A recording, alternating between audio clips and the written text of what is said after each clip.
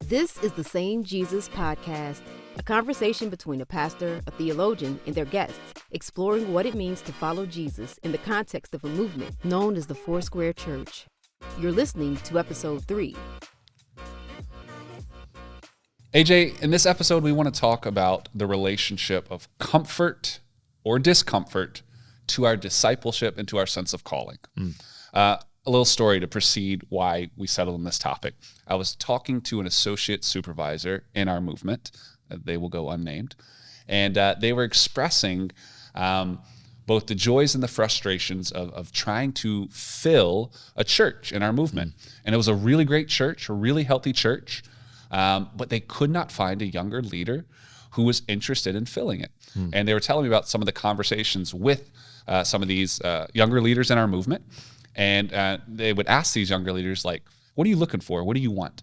And almost to a fault, they would all say similar things. They'd say, well, you know, I'd love to live close to a city, but not too close. I'd love to have a church of this size, but not this size. I'd love to maybe do this type of pastoral work, but not this kind of work. They just had a pretty long list of demands, of things they were looking for in their sense of assignment and call.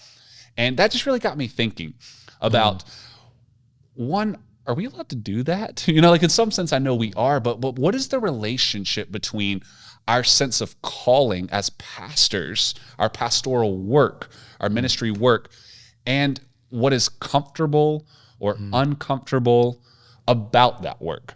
That's what we want to talk about in this episode.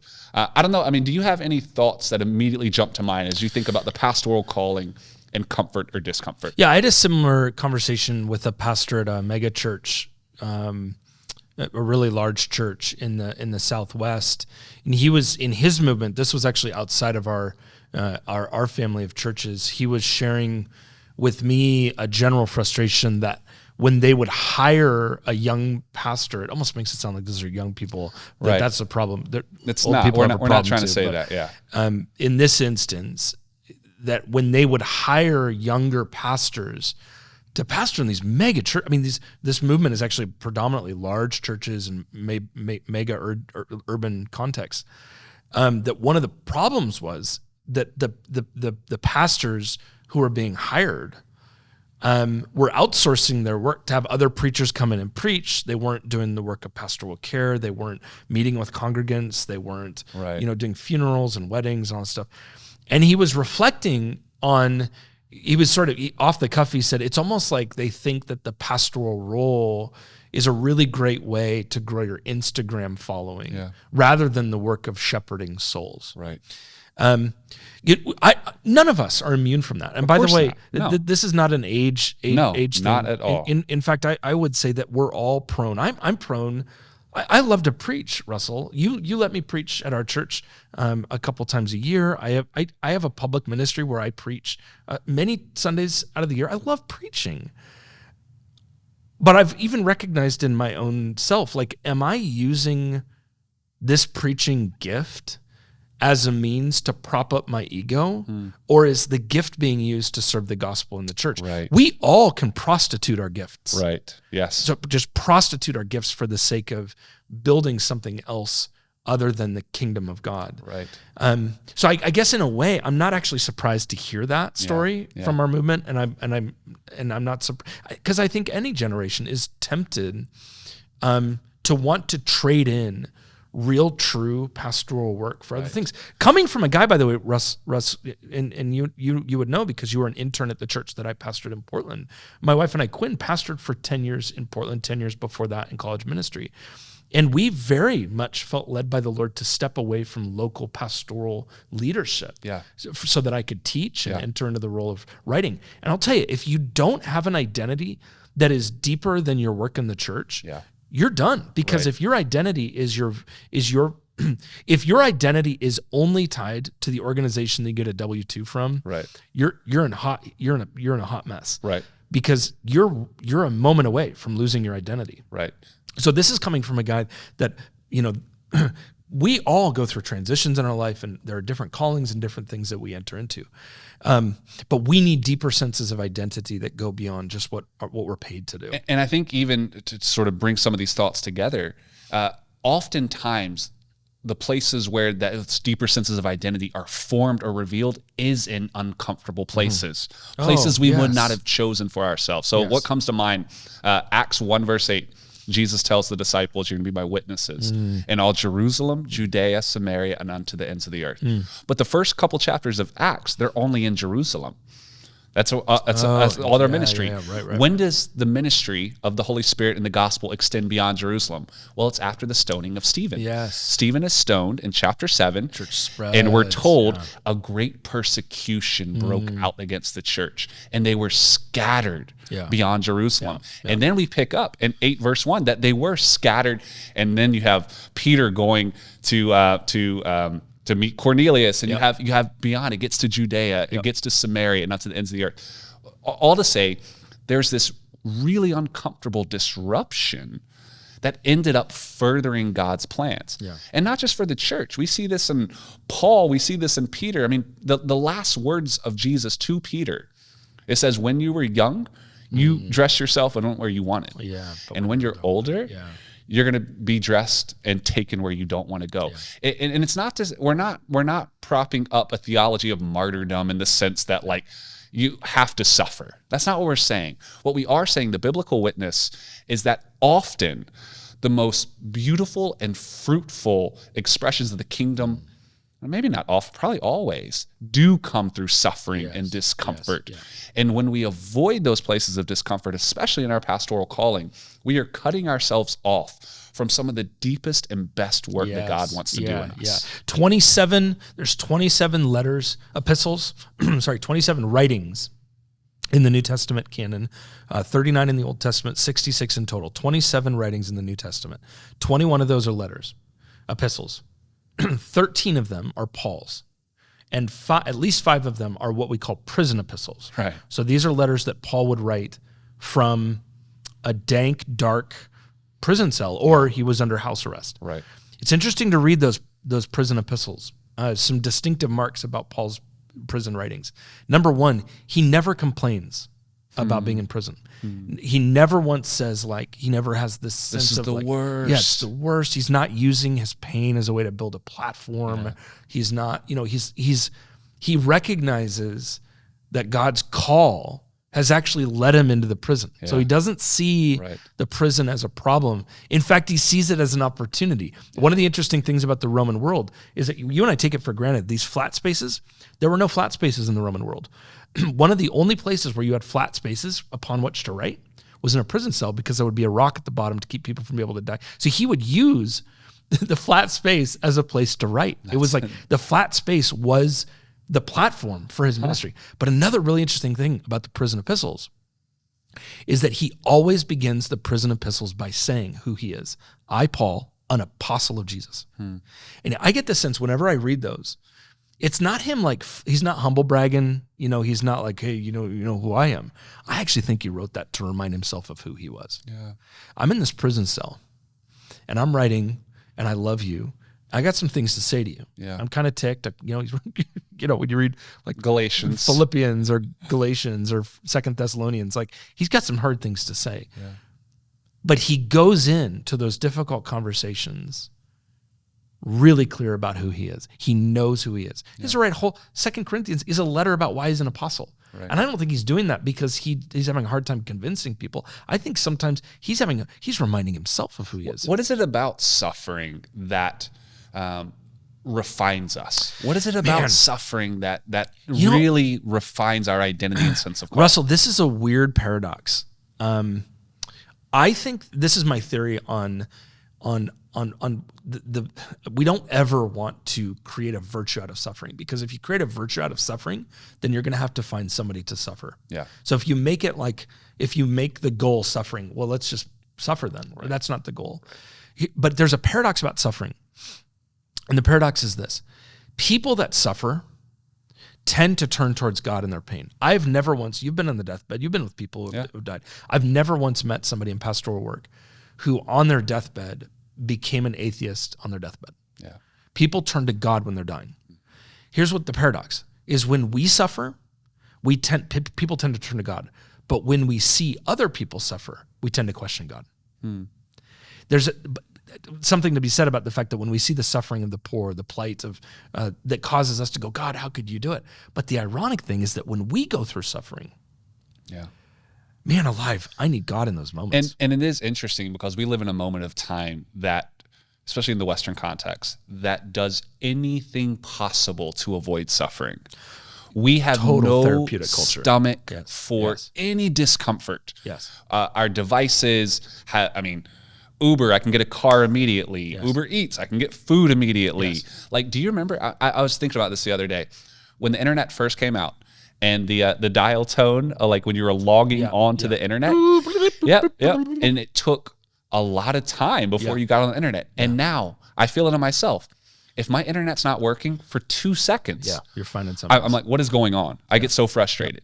Like we've so eliminated any sense of inconvenience or, that seems very trivial to call that suffering. It's not suffering, but like this sense of discomfort from our lives. And yet the biblical witness is, in those uncomfortable places, in that discomfort, beautiful stuff can grow. And as pastors, I think there's an invitation of Jesus to not to invite us into the discomfort, but to invite us into following him.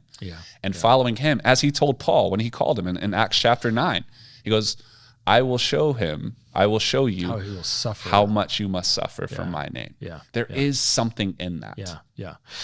John Milton, Paradise Lost, brilliant book. I've never read the whole thing. But he had one of the most interesting images he uses for God. Milton, he loved God. He wrote for God's glory. He was just an incredible writer. But one of his images that he uses for God is he talks about God as a composter. And he says that God, what God does is God doesn't stop evil from happening. God doesn't stop suffering. He allows suffering and pain to happen. God doesn't stop that. He creates a world of where people can make dumb decisions. We wouldn't have the fall if that was not the case. But Milton says what God does as a composter, he doesn't end the suffering, he doesn't end the evil. What he does is he takes it, and at the end of history, we'll bring it all together and take all the clippings of history and turn it into the soil of the kingdom. So in our lives as pastors, goodness, I didn't pastor through COVID. Okay, but I was I was in the church during COVID. I was like, from what I can tell, in terms of pastoral work during that time, it was just as gnarly as all get out. Let me ask you, as a pastor, Russell, do you actually think, as hard as that was, have you seen some fruit grow out of the pain and discomfort of that season of time? 100%. One of the main things I've seen for myself is that it forced me to get very clear of places in my heart where I had been a yes man to people. Ooh, tell me more. What do you mean? So where I had appeased certain people and not spoken complete truth about my value or my sense of the gospel. And I did it in a pastoral way of saying, well, this is me loving them by hedging certain tough topics. I don't want to make them uncomfortable, so I'm going to hedge it with where they're at. But what I ended up doing is I sort of allowed them to think certain things. So during COVID, I felt like I was being ripped apart from multiple different directions. And part of that was my fault. Not all of it. I think people's anxiety about this existential crisis were leading people to take it out on the representatives of God, the pastors. But I do think part of it was my fault, where I had led people to believe whatever they wanted. I hadn't been clear about the contours and the boundaries of what Jesus is inviting us into as the church. That got me really clear of like, I'm not doing that again. I'm going to be very differentiated. I'm going to be very clear of what Jesus has invited me into, invited our church into. Be very clear about the contours of the gospel with love, so that that can't happen. And I don't think it would have happened had discomfort not brought things to the surface, had not this conflict sort of really ripped on me and on my soul and my spirit. That really refined my understanding of my call and my understanding of my pastoral call to serve these people. So what I hear you saying is, it clarified that the pain and discomfort and pain of COVID forced you to become much more in touch with what your true calling is. Yes. And it siphoned away, or it sort of shook the branches in such a way that the false fruit kind of fell apart. It was a pruning process. It was a pruning process. Yeah. It absolutely, I realized that I had been trying to be all things to all people, and therefore I was being nothing to anyone. Wow. And that might be a little extreme, but it felt like that. And so I got really clear of, who am I? Who has God made me to be? And what is the values that he's called me to lead into? So it's very clear from that standpoint. One other thing, and then we're going to bring in some pastors to talk a little bit more about this. For this conversation. Yeah, I'm excited too.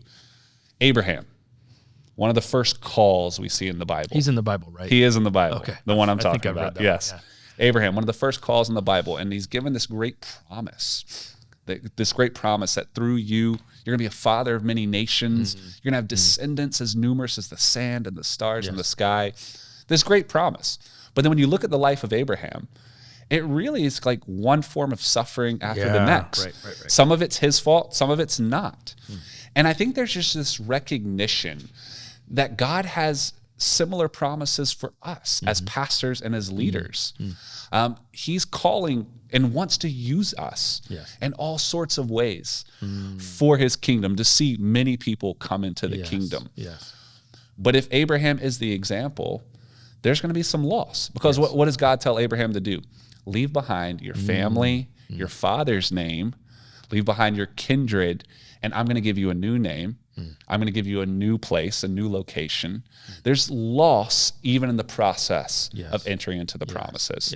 And I think that's something that I think that's a word for our moment and for our movement of, are we able and willing to let the Lord prune things from us, to lay down certain things so that we can step in faithful discipleship to Jesus, step into the promises that he has for us and our ministries. Being emptied is a precondition for being filled. The cost of Pentecost is that we must be emptied to be able to receive what God has for us. Who are we talking to? Yeah, we're talking to John, the Koblers. John and Fawn Kobler, who have been pastors in our movement for a very long time in Olympia, Washington, and really just have an incredible perspective on sort of this relationship between our comfort, our discomfort, and our pastoral call. So let's jump into the conversation. Fabulous. Here we go.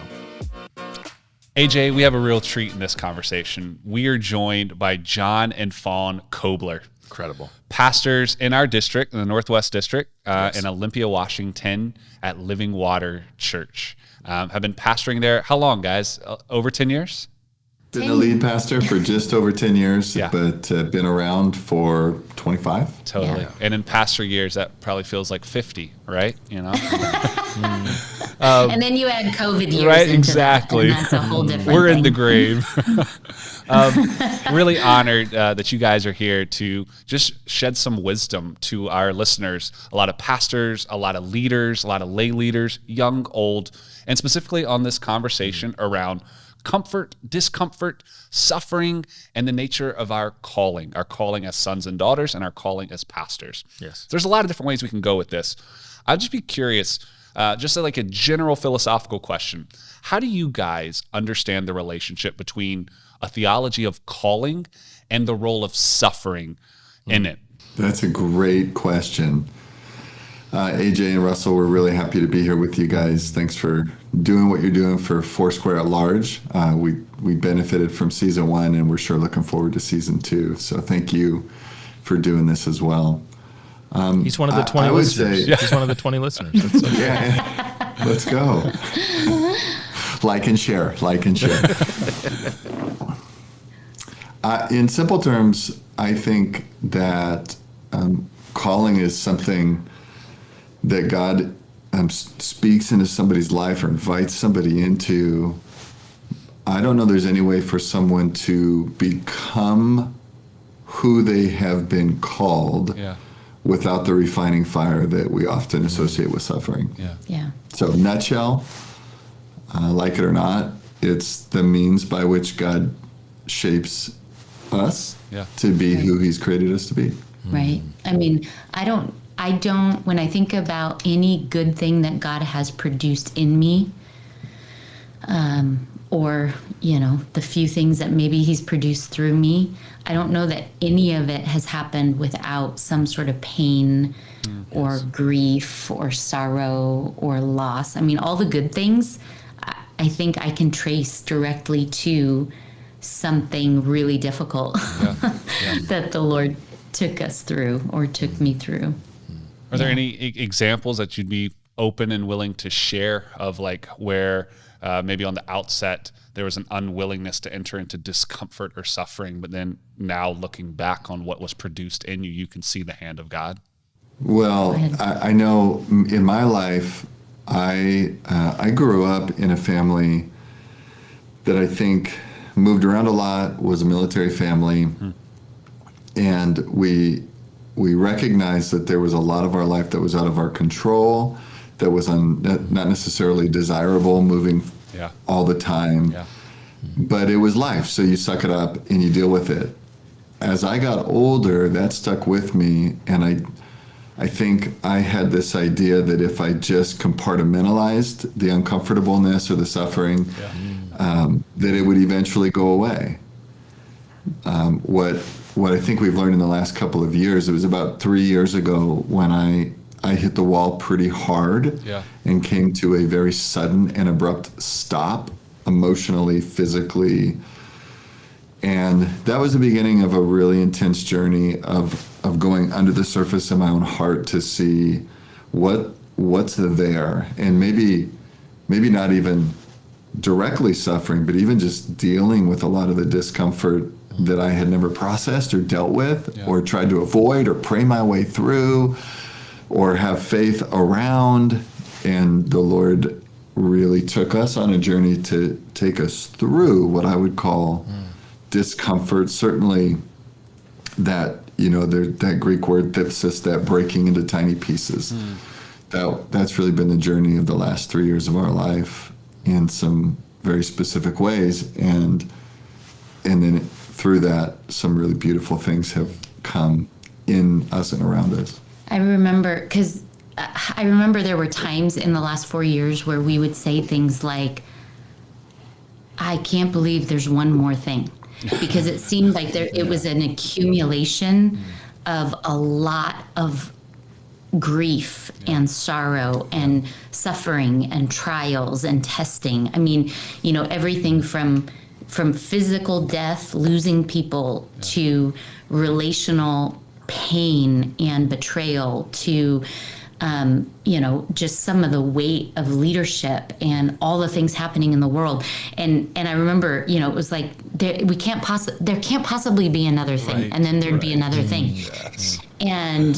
But then I remember, and I honestly, I was trying to think about this today. I can't remember. I don't think it was a specific thing that happened that suddenly shifted everything. But it was after he had hit his wall at 100 miles an hour, and we were sort of beginning to come out of that together. And I remember having a conversation where we started talking about all the good that had happened because of it, because of his hitting the wall, because of having to face the pain, the healing that he got from childhood things, the freedom that came to actually process grief in a healthy way, and then having the conversations in the midst of that, saying something to the effect of, well, I certainly wouldn't have chosen any of what came these last few years. I never would have asked for this from Jesus. But what's come on the other side is so precious and so important to who we are and how we see Jesus now, that if he said, what do you think? Would you go back and do it all again? I would.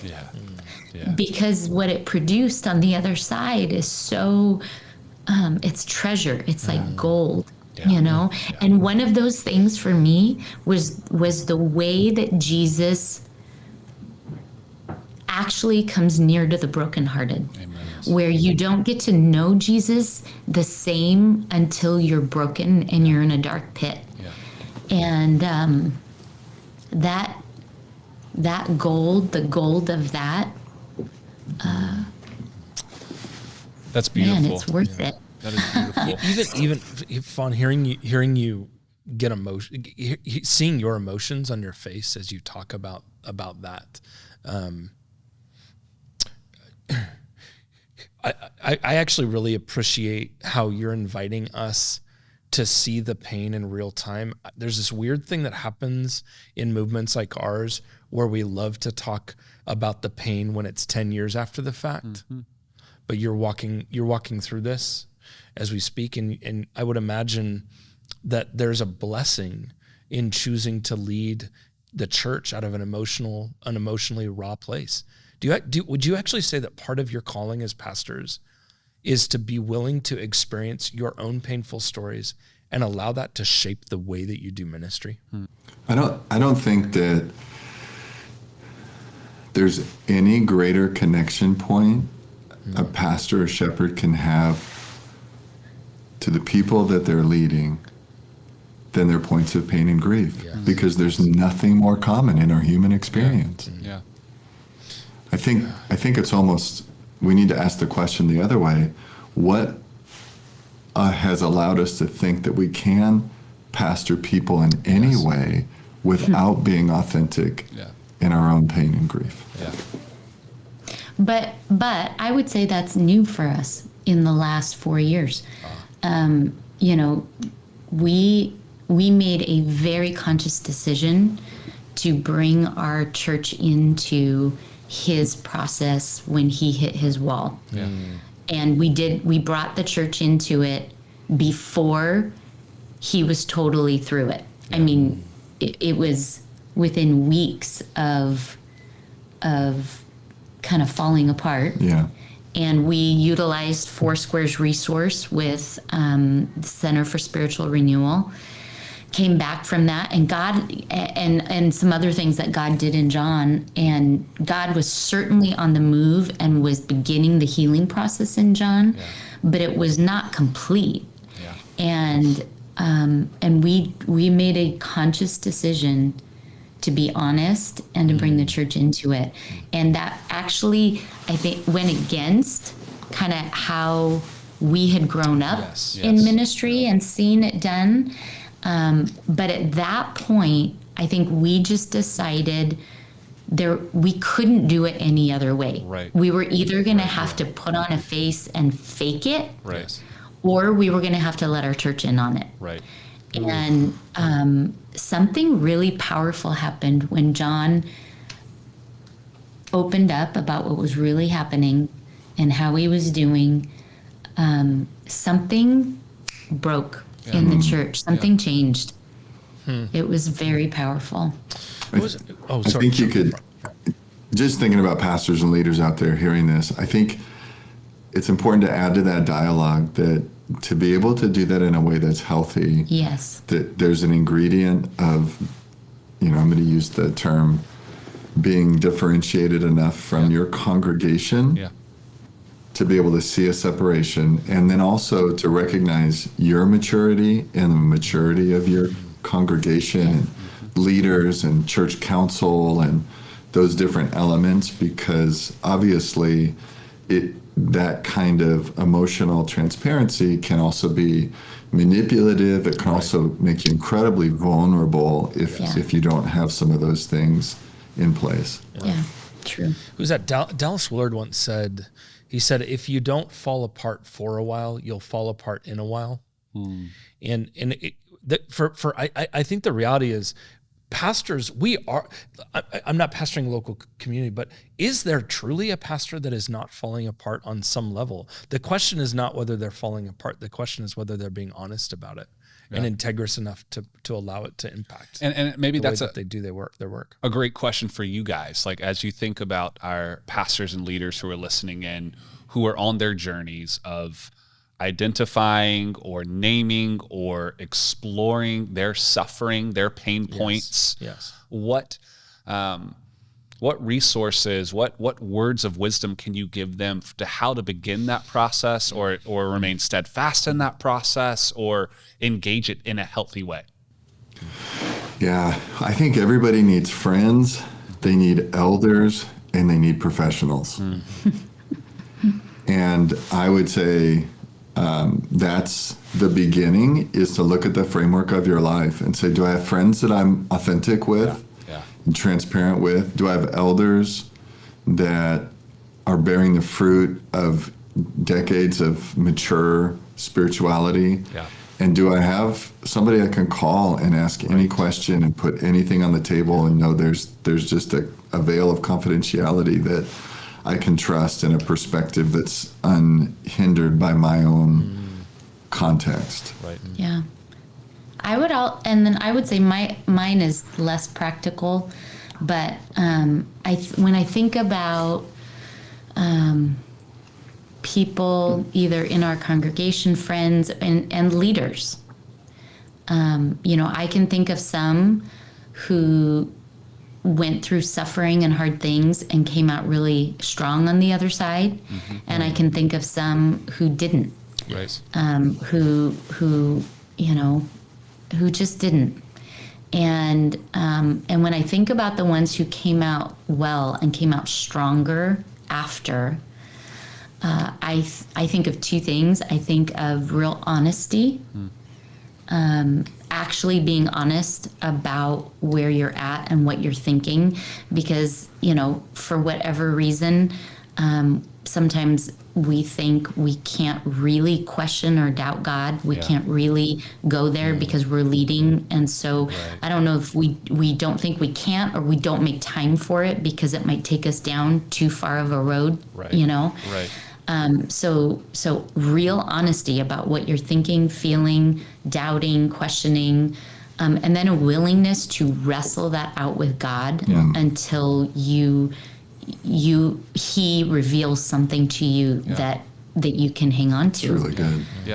Because I've seen a lot of people, they want to wrestle it out, but they want to remove themselves from God, wrestle it out, and if it makes sense to them, then they'll come back to the Lord.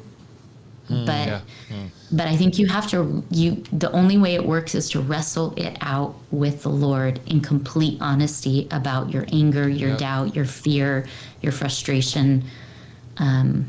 Otherwise, you just stuff it and bury it and pretend, and that does not go well. What would you, if you could set up a coffee appointment with yourself 5 years ago, before the walls, it sounds like. If you could set up a coffee appointment with yourself 5 years ago, what would you tell yourself? I think one of the misnomers is that if I knew then what I knew now, it'd be better. Sometimes that may be true, but there are times where the formation isn't through the information. It has to be through the process. And I think that's why somebody graduates from Bible college, and then you get into it and you realize, nobody prepared me for this. I'm not prepared. And the reality is, you probably read a book about it. But although in the last couple of years, there have been some things I didn't read in any books. But still, it's the formation of your soul, not just your intellect, that makes it all come together. And I think so if I could go back 5 years ago and say anything to myself, I think I would just say, don't give up. Don't quit. You'd buy yourself a cup of coffee and then just hug yourself. In one sense, final question to you guys. We opened this episode talking about, and it's interesting you just brought up Bible school, talking about perhaps people who are stepping into their call in ministry in some capacity, or discerning a call to ministry, and perhaps because one of the idols of our Western context is comfort. It needs to be comfortable. And inviting people into discomfort of the call of following Jesus, the suffering of following Jesus. As you guys talk, I mean, the gold you talked about earlier, Fawn, it just shines from you guys. There is something about bearing our suffering with the Lord, that you can't even hide it. It just exudes out of someone's soul. Yes. So speaking to the younger leaders in our movement who are discerning a call into ministry, discerning a call to pastoral ministry, different places, what would you say to them as a prophetic charge, as a pastoral charge for how they can step more into the uncomfortable of their lives and of their call and meet Jesus in those places? Why they need to? I don't remember who said it, but somebody said being well-adjusted to a sick society is not a sign of health. And I think that has to ring in our minds as we think about, not just for pastors, but for Christians, for people who are people of the kingdom, that what is valuable to the kingdom is not necessarily valuable to the world. And I think that the charge is what it has always been. It is to lay down your life and follow Jesus. And I think what you need to hear is, if you don't give up, it really is exceedingly abundantly more than you can think or imagine. And just because people have given up and quit, and there is so much brokenness on the periphery, there is still a purity to following Jesus that brings something into your life that is so deep and so rich and so worthwhile that it is unspeakable, and it is not being held out there away from you. It's right in front of you if you will continue on and fail forward and not give up. That would be the charge. Don't give up. Wow. I don't want to come after that because I don't have like a charge. That was so good. But what I would say is, I don't know where it came from, this idea that if I do all the right things for the Lord, then everything will go right and bad things won't happen. But that's just not true. I mean, it's not biblical. Jesus said you're going to have trouble. And you don't have to lose heart because I've overcome the world, but you're going to have trouble. He says, take up your cross, follow me. Jesus never promised, do all the things I'm asking, be a good Christian, and you won't have trouble. You're going to have trouble. There's going to be hardship. There's going to be sorrow. There's going to be grief. So just don't be surprised when it happens, because it's going to happen, and it's not a sign that you're in the wrong place. It's not a sign that you're out of God's will. It's not a sign that you're a failure. Right. It's part of life, and it's also part of God's shaping process for us. And I cannot recall who said this. I heard somebody talk about kind of the younger generation of leaders, and he said, what I'm seeing happen right now is I see them imitating the fruit of the fruitful leaders that they admire. And that's good in the sense that, we're told, imitate me. I mean, Paul says, imitate, my faith, imitate me. But he said, but I see them imitating the outward fruit without being willing to put in the hard work and the time and the struggle that it takes to actually produce the fruit. So it's more like they're gluing fruit onto the tree and hoping that's going to be the same thing. When there's no way to get to the fruitfulness without the seasons of growing and the nothingness and the rain and the, you have to go through that to actually get the fruit. And I mean, I say that to every young leader, but I say it to myself too, again and again, because when the next hard thing comes, I'm gonna have the same, like, I don't want to do this, but don't give up. Don't give up, because that's the place where the gold is. So don't give up. John and Fawn, thank you so much for sharing a bit of your story, your process. And, I think AJ and I as I just said, like the fruit clearly exudes just from even talking with you, not even in the same room. It clearly exudes. So I'm sorry that you went through and are going through what you're going through. But as one who is a friend of yours and watching, I am a beneficiary of what the Spirit is doing in you. So thank you. Amen. George MacDonald, famous Scottish preacher and pastor, formed C.S. Lewis pretty deeply. He wrote one time that the Son of God suffered unto death, not that men might not suffer, but that their sufferings might be like his and lead us up into perfection.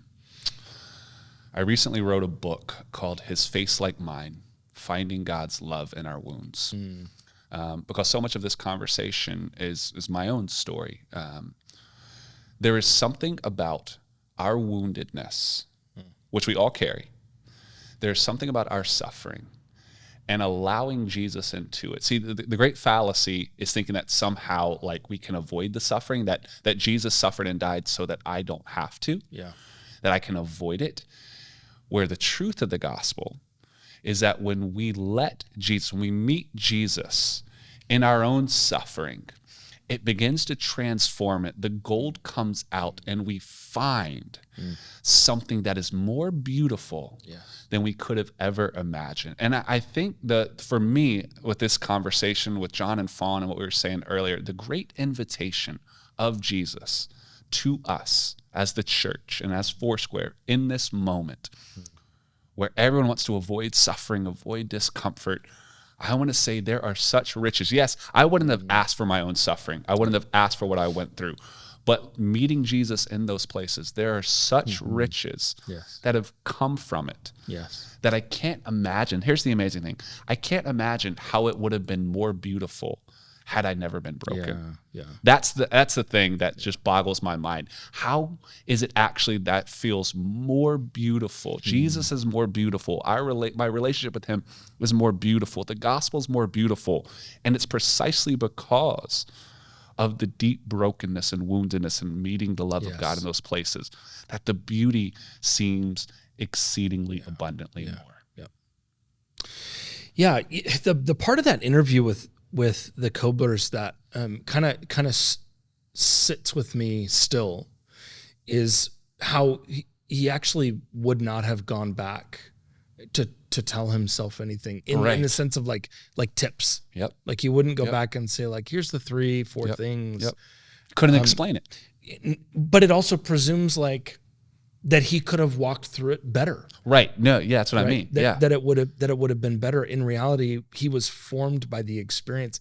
And Lord knows, I think this, and I may be naming something that many pastors experience who've walked through extreme pain and suffering as of late, is this almost self-condemnatory comment, had I done something different, this wouldn't have happened. Like, this is on my shoulders, this is my fault, which in a way is actually a very self-centered understanding of God's story. That had I, manipulated circumstances differently, certainly some of our pain and suffering is self-inflicted. Of course. But so much of it is not, and it's just the journey of God making us deep people. I don't know if I told you this in season 1, and if I did, I think it's actually at this point it's worth repeating. The first healing in the Bible is not where you would expect it. The first healing in the Bible is in the Garden of Eden, when God takes from the man's side to create the woman, and God heals the man that he wounded. The first healing in the Bible is God healing something he created. That God created. And when I think about that moment, he would have had a scar on his side, just as Jesus would have had a scar on his side. Sometimes our deepest wounds and our deepest scars are God-given scars.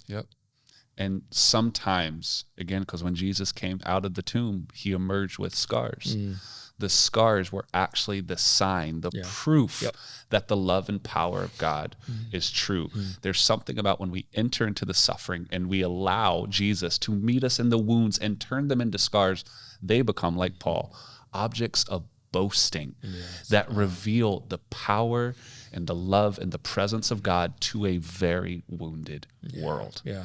Thank you, Koblers, for giving us the gift of your story. That was vulnerable, truthful, and I think it's a model for us. That idea of don't copy the fruit, copy the faithfulness. That's an image right there. Imitate the faithfulness. I want to imitate their faithfulness. I don't want to imitate their fruit. I want to imitate their faithfulness. May that be said of us as a movement. Yep.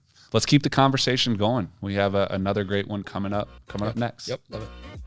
Thank you for listening to the Same Jesus podcast. On our next episode, Russell and A.J. talk through sexual identity, marriage, singleness, and interdependence through the lens of our heavenly identity found only in Jesus.